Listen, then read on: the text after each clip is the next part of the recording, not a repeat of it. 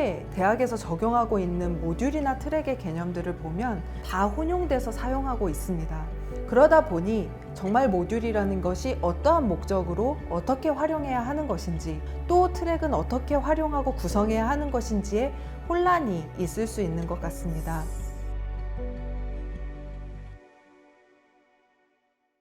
담대한 혁신 두 번째 제안, 유연학사제입니다. 유연학사제를 통해서 유연한 혁신, 유연한 사고, 유연한 변화를 추구하는 법을 말씀드리겠습니다. 모듈 트랙, 다 한 번쯤은 들어보셨을 겁니다. 그런데 적용은 어렵다, 이런 문의를 많이 주셨어요. 모듈과 트랙에 대한 개념부터 다시 한번 짚고 넘어갔으면 좋겠습니다. 트랙이라는 것은 교과목을 하나의 전공에서 봤을 때 교육과정의 흐름에서 일관된 지향점을 가진 하나의 단위를 트랙이라고 볼 수 있습니다. 어떻게 보면 소전공이라고도 볼 수 있고 아주 작은 단위의 전공 내에서 진로를 지원하는 교육과정의 묶음이라고도 볼 수가 있습니다. 이에 비해서 모듈이라는 것은 더 작은 단위로 하나의 블록처럼 여러 개의 조합이 가능한 기본 단위를 모듈이라고 부릅니다. 이 모듈이라는 것은 트랙처럼 큰 단위가 아니고 더 세부적으로 한 3과목에서 5과목, 많으면 그런 정도의 수준이 될 거고요.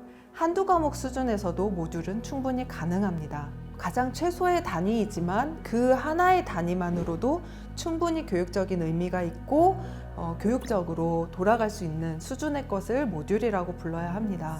그런데 현재 대학에서 적용하고 있는 모듈이나 트랙의 개념들을 보면 모듈인지 트랙인지 다 혼용돼서 사용하고 있습니다.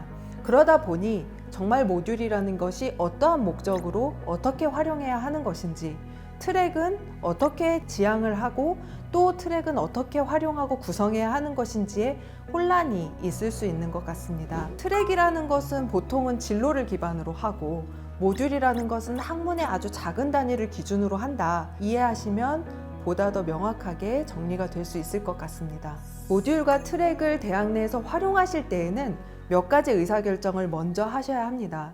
이 트랙이라는 형태만 사용할 것인지 모듈도 같이 사용할 것인지, 모듈은 숨겨져 있는 상태에서 트랙만 사용할 것인지, 모듈 트랙을 함께 활용할 것인지, 모듈만 쓸 것인지, 이러한 의사결정이 먼저 되어야 하고요. 모듈이라는 개념 자체도 크기나 형태를 동일하게 가져갈 건지, 아니면 자연스럽게 학문의 단위이기 때문에 어떤 건 2과목, 어떤 건 10과목까지도 허용을 할 것인지, 이러한 형태의 의사결정을 먼저 해야만 모듈과 트랙을 그 목적에 맞게 활용할 수가 있습니다. 트랙이라는 것은 어느 정도 전공 단위의 이수에 대해서 인증을 해주는 방식까지 이어지고 있기 때문에 트랙을 이수했다 아니다를 결정할 수 있으려면 그 안에 들어가는 모듈의 개수나 교과목의 크기는 어느 정도는 표준화가 되는 것이 필요합니다. 이미 활용하고 있는 대학들의 사례에서 보면 먼저 이 모듈 단위로 다양하게 교육과정을 쪼갠 다음에 그 안에서 조합에 의해서, 모듈과 모듈 간의 조합에 의해서 어떤 트랙이 가능한지를 제시하고 있습니다. 이 트랙의 형태는 전공 안에서 이루어질 수도 있고 전공 간의 융합으로 만들 수도 있고, 다른 전공에 있는 모듈과 우리 전공에 있는 모듈을 같이 해서 융합해서 만드는 형태도 있다는 뜻이고요. 그리고 또 산업체와 연계를 해서 산업체와 같이 운영하는 트랙도 설계가 가능합니다. 이때도 역시 교육과정 내에 구성되어 있는 모듈들을 적용해서 트랙의 형태로 움직이는 거죠. 이러한 사례들이 이제 대학마다 적용을 하고 있는 사례라고 볼 수 있습니다. 요즘에 또 많이 사용하시는 용어가 마이크로 전공, 마이크로 디그리, 나노 디그리, 이런 용어들을 많이 사용하고 있습니다. 이게 과연 모듈과는 어떤 관계가 있을까요? 먼저 이 나노 디그리라는 용어가 나왔던 것은 실리콘밸리에서 IT 기술을 빠르게 따라잡기 위해서 기술 기반으로 아주 나노 단위로 쪼개서 기업체들에게 이 온라인 컨텐츠를 제공한 데서부터 비롯된 명칭입니다. 9학점에서 15학점 정도의 수준의 크기에서부터 학위 하나를 준다라는 개념으로 시작이 됐는데요. 이 나노 디그리를 처음에 활용했을 때 가장 특징적인 부분이라고 한다면 산업체와의 연계성입니다. 소전공의 형태 중에 하나로 마이크로 전공을 활용하고 있는데, 그래서 우리나라에서 지금 현재 마이크로 전공은 대부분 학과 안에서 좀 쪼개어진 작은 단위의 그 교과목 묶음을 마이크로 전공이라는 이수 형태로 주고 있는데요. 이 마이크로 전공이 산업체와 연결되어 있지 않다면 본래의 목적에 충실하다고 볼 수는 없습니다.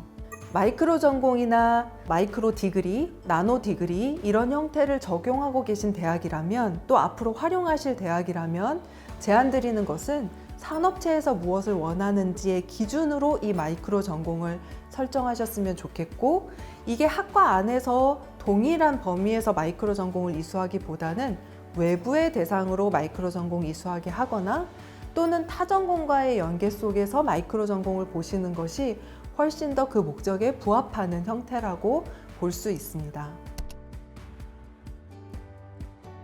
또 다른 형태인 융합 전공을 살펴보겠습니다. 융합 전공이라는 것은 연계 전공, 연계 융합 전공, 융합 전공 이런 다양한 용어로 대학에서 사용하고 계신데요. 먼저 연계 전공하고의 차이는 매우 명확합니다. 이미 A라는 학과, B라는 학과에 있는 교과목을 그대로 몇 개씩 들고 와서 구성하는 전공이 연계 전공입니다.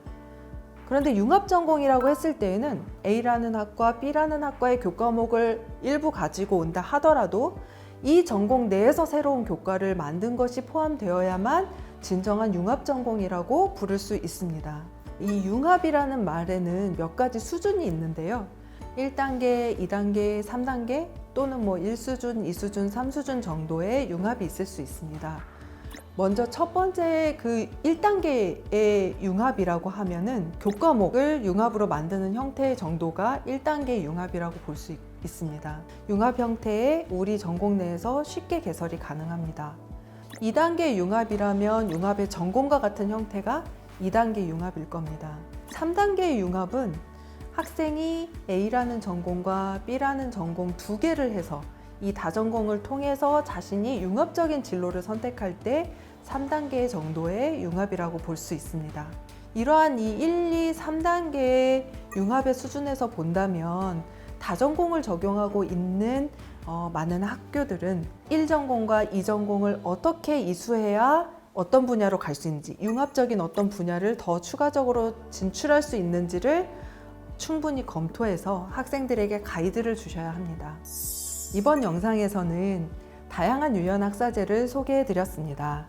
모듈, 트랙, 이걸 활용한 마이크로 전공이나 융합 전공까지 말씀을 드렸는데요. 이제 이것을 통해서, 이렇게 구축된 학사 제도들을 통해서 학생들에게 진로나 또는 취업이나 창업이나 이러한 형태는 어떻게 지원해야 하는지 다음 영상에서 말씀드리도록 하겠습니다.